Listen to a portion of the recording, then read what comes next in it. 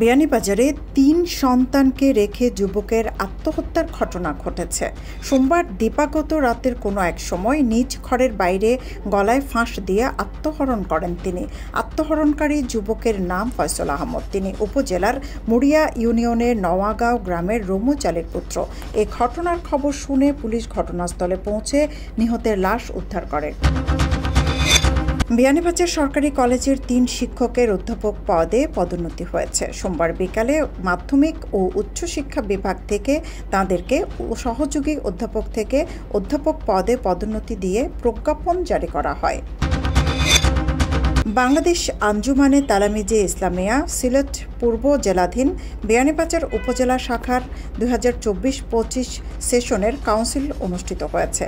শনিবার দুপুর 2 ঘটিকায় বিয়ানীবাজার পৌর শহরস্থ রবি অফিস সংলগ্ন হলরুমে এই কাউন্সিল সম্পন্ন হয়। বিয়ানীবাজার চন্দরপুর সড়কে সিএনজি খাদে পড়ে বৃদ্ধ সহ 2 জন আহতের ঘটনা ঘটেছে। সোমবার দুপুরে বিয়ানীবাজার মাথিউরাস্ত বিয়ানীবাজার চন্দরপুর সড়কে এ ঘটনা ঘটে। এ সময় সিএনজিতে থাকা এক বৃদ্ধ সহ মহিলা তাৎক্ষণিক আহত হলেও বড় ধরনের দুর্ঘটনা ঘটেনি।